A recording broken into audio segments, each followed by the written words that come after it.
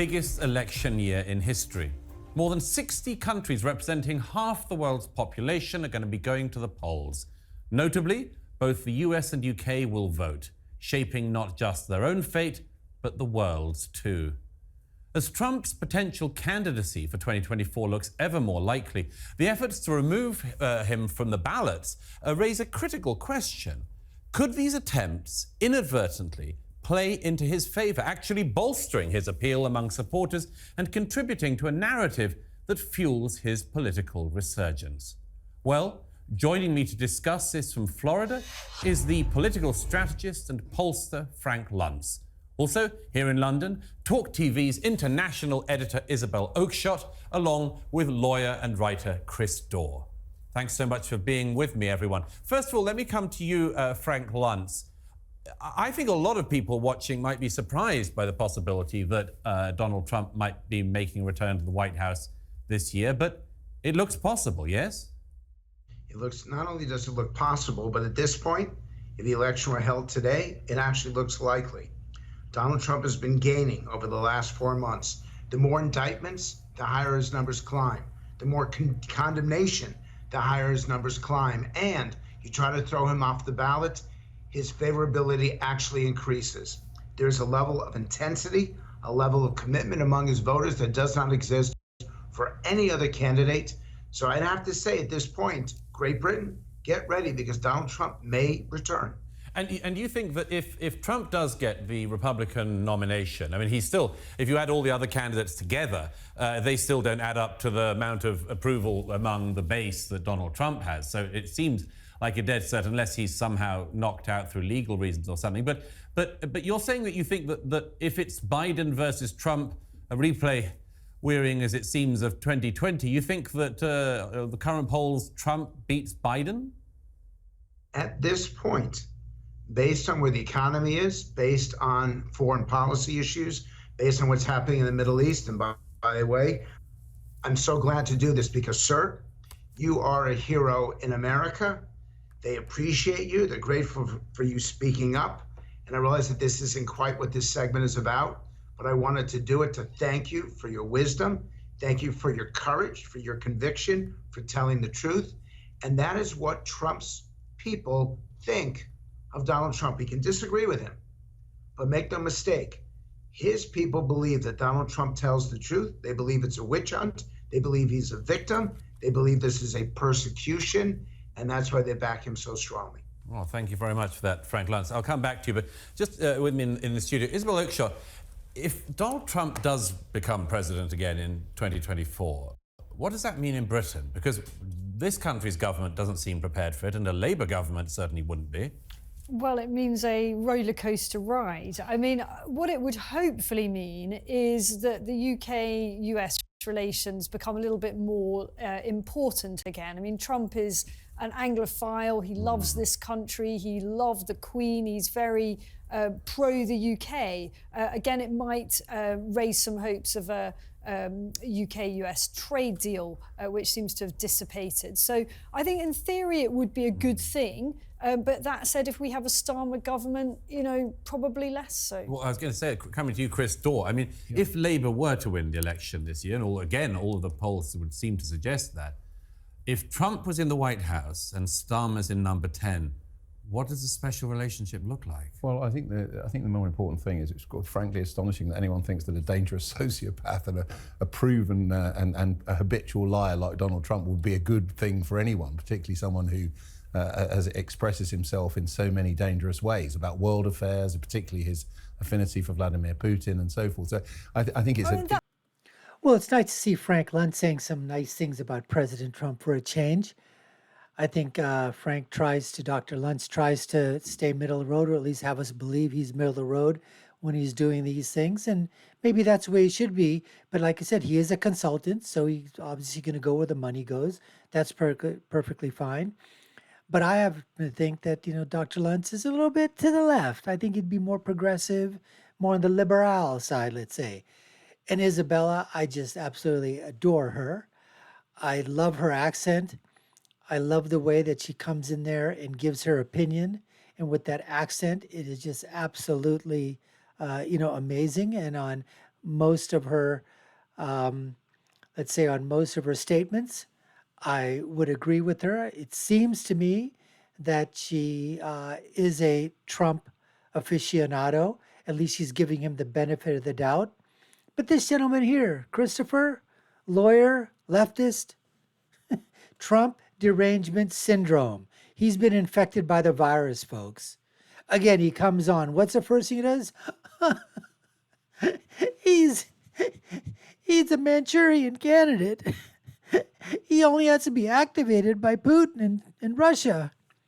Another one of those people that just Russia, Russia, Russia, Ukraine, Ukraine, Ukraine. This guy should be genuflecting and bowing before President Trump, because I'll tell you what, if President Trump, he will get the nomination. If he gets elected, he would be absolutely do wonders for England. Could you imagine the bilateral trades that could occur to help England, Great Britain, get out of its funk, its GDP funk, its economic funk? Absolutely. They need someone like Donald Trump that would come inside there and start some bilateral trade agreements that could jumpstart, help to kickstart the European economy again. That's what they need. That's what he did before in his 4 years, and he will continue to do that when he comes back again. Anyways, folks, that's what we have on tap for you today. More of Douglas Murray and what his thoughts are about Trump and his guests as well, because this is the Dr. Nasir Shaikh Show. I'm your host, Dr. Nasir, where I give you my political prescription from my political perspective of what happens when all these things collide.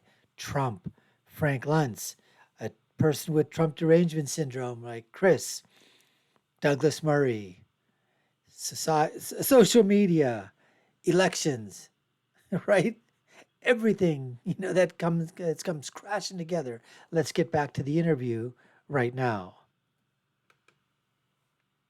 So I think it's that is so exaggerated, the whole Putin thing. I mean, it's such an old and lazy trope as well. I'm sorry to bring up the whole, Trump's really pro-Russian. I mean, honestly, are we going to really replay this whole thing again? Well, we're not replaying it because the fact of it is it's a truth which is uncomfortable for people. But you're right, it's one of the many hundreds and hundreds of problems with Trump as a politician. Actually, Chris, what you just said, I mean, there was a whole thing about the Russiagate conspiracy in the US.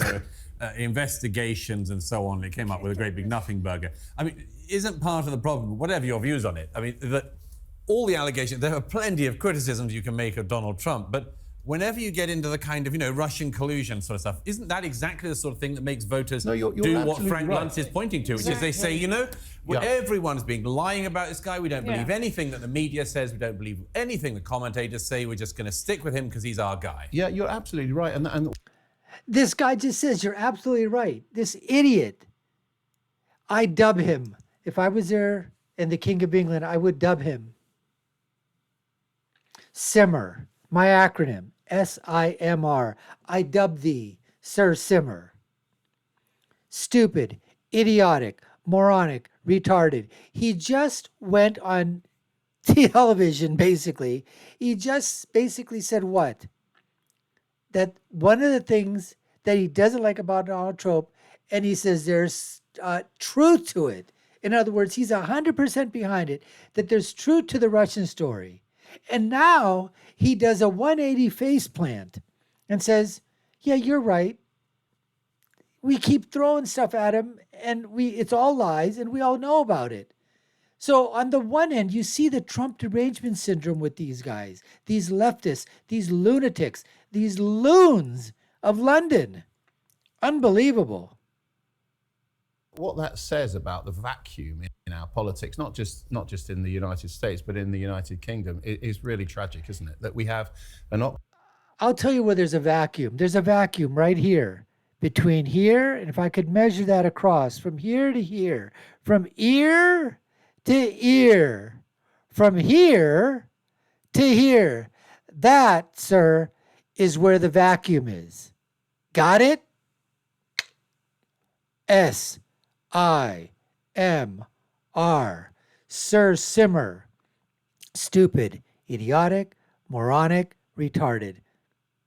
What does that pug tell you? Huh? What does that pug tell you right there? Doesn't Sir Simmer fit him apropos? Let's continue with the interview.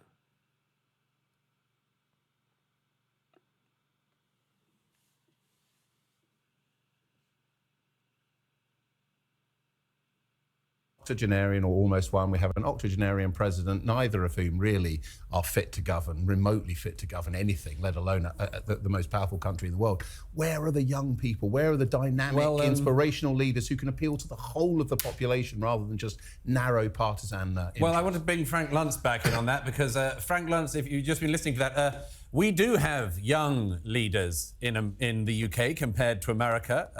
Not everyone in UK politics has to be an octogenarian. But would you say that the youth that is on Rishi Sunak's side and slightly on Keir Starmer's side as well, do you think it's an electoral advantage for either of them? I don't think it gives an advantage, but most certainly if you're as old as Joe Biden and have trouble completing sentences and doing press conferences and all the things that we expect of a presidential candidate, I've heard that the strategy, you can see him moving off that plane very quickly. That's not what he does in most of the appearances. People watch him and they think, thank you, sir, for your governance. Thank you for putting America back on the right track. But, oh, here comes Frank now. See, he gave the good stuff for Trump. Now he said, thank you, America. That's what we're saying. 60-70% of Democratic voters don't want this senile, dementiated man to run again. He's getting absolutely plastered in the polls from Hispanics, from blacks, from even Muslims, from Asians, from every freaking demographic. And you're telling me, Frank Luntz, that we're basically giving him the salute? And the Americans are saying, thank you for bringing us back from the brink? Are you kidding me? With the way the whole election thing was, the whole thing was done? To allow this man, they took advantage of every freaking loophole that they could take advantage of for the for the elections. And we're basically saying, thank you. Come on, Frank. You were doing so well before. And then you had to go back to this just idiotic stuff that makes absolutely no freaking sense at all. None. It's time for you to go. But if he does go, Frank, isn't the problem that, the Republicans have quite a bit of talent actually underneath Donald Trump, in my view. There's a lot of experienced governors and others. It seems that underneath Joe Biden in the Democratic Party, there's very little. They're not going to run Kamala Harris, are they? She's got roughly the same approval ratings as the Ebola virus. Yes, that's a very good line. She's the least popular vice president since Dan Quayle. And he was the least popular vice president since Aaron Burr. You're correct. She is not going to be, by the way, that's how I can tell if anybody watched the play Hamilton. She is not going to be the nominee, but there is Cory Booker, the senator from New Jersey. There's no way. Gavin Newsom. These are people from the next generation. Cory Booker. Any of these candidates would run better against Donald Trump than Joe Biden. So we have to wonder, why don't they give someone else who's younger the chance? Well, the truth of it is ego, I'm afraid, and the hunger for power at all costs on the part of President Biden, which is utterly tragic for the American people, but sadly is likely to lead to an inevitable. Well, that's all she wrote for this segment, folks. We appreciate you taking the time to watch. You've been watching the Dr. Nasir Shaikh Show. I've been your host. My name is Dr. Nasir, and if you haven't done so already, we'd love for you to subscribe to the channel, like, share, and follow us. You know what to do. Take a look at our other video links above and below. I'll leave with my final thought, which is, when you're right, you're right. And when you're left, you're wrong. Until next time, folks, take care and stay safe.